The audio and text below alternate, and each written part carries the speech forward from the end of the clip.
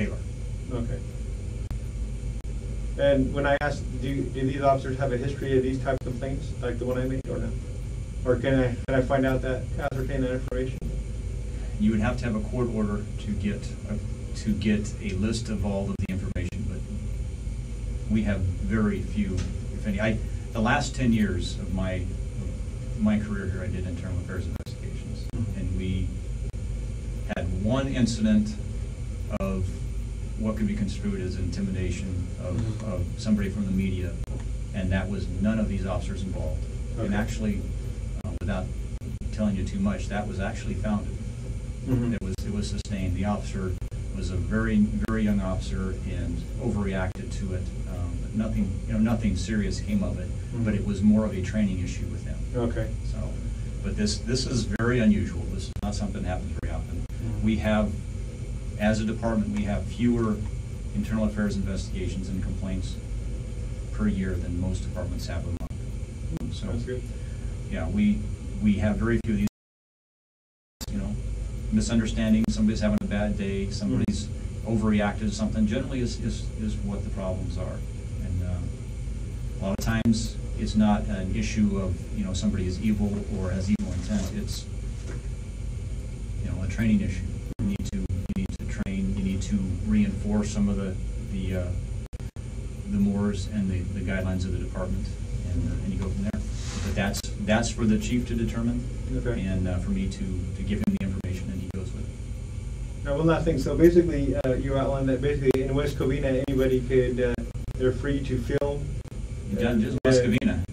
Huh? You're not just in West Covina. Well, you're with West Covina, yes. So I'm talking just. Oh. You can't answer for the other departments. I can answer for everybody. Yes, I can answer for everybody in California, everybody in the United States. You are free to film any place you're allowed to be legally. Right, I know that. That's what I started with. But so if you want to film, reinforcing that, like if someone sees somebody in West Covina being pulled over by an officer, you're saying they would go up to that car and film that without any repercussion from the remember we talked about the part before. If you want to film from what we consider a safe place, what everybody considers a safe place, that's fine. Okay. The issue you may have is with the person we stopped. He or she may not want to be filmed, and that's within their rights. We don't deal with that. Right. But that's also in a public place, so whether they like it or not is irrelevant. I'm just telling you. Right. We're not in that business. Right. You're in that business, and if someone gets mad at you or doesn't get mad at you because they're being filmed, that's on them. Right. Right. But if you just put yourself in the officer's place, you pull somebody over. It's a relatively, it's night. It's a relatively dark street. And you see a car pull up, and you can't see inside of it because it's dark. You're going to wonder what that person's doing there. Right, you have to use your discretion. Yeah, you have to use your discretion. You're going to I'm going to shine my flashlight at you. If I see you're filming, and I recognize it as a camera and not a weapon, and then it's going to be, I'm going to be nervous about it, but it's one thing. If I see you over there and it looks like you've got a camera, but it looks more like a weapon, I'm going to probably react a little bit differently. Understood. So you have to, it's not just what's legal. You remember what's in the officer's mind, and there's respect his position. Yeah. And their paranoia, which is justified at times.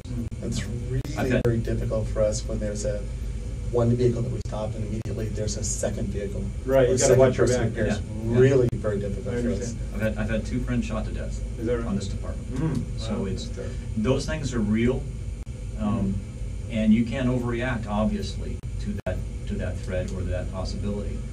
But you still have to take precautions, even if you're not overreacting. You have to take precautions. You want to go home at night. So it's a very, very fine line, officers walk between your rights and our responsibilities, and being safe. So it's a difficult job, but it's one that has to be constantly reinforced with our standards, the department standards. Besides the law, the law is fairly clear, but our standards and our mores are the things we want from our officers, the things we want our officers to do and say, have to be reinforced constantly. So that's what we use any complaint form as, even if it's something that the officer didn't do anything wrong, but you could have done something a little bit better. Right. So we're looking for the A pluses. C's not good enough. We'll tolerate B's, but we're always looking to give the officers additional ways of dealing with a situation that's going to not only be legal and not only be right, but be the best possible way, with the best possible outcomes, and still be safe. So it's.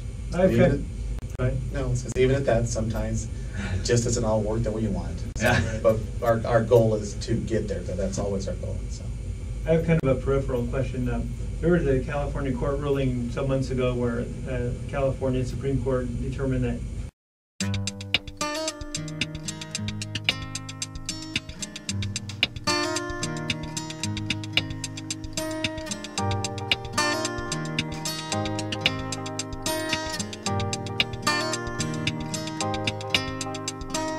Friday night, I'm going nowhere. All the lights are changing, green to red.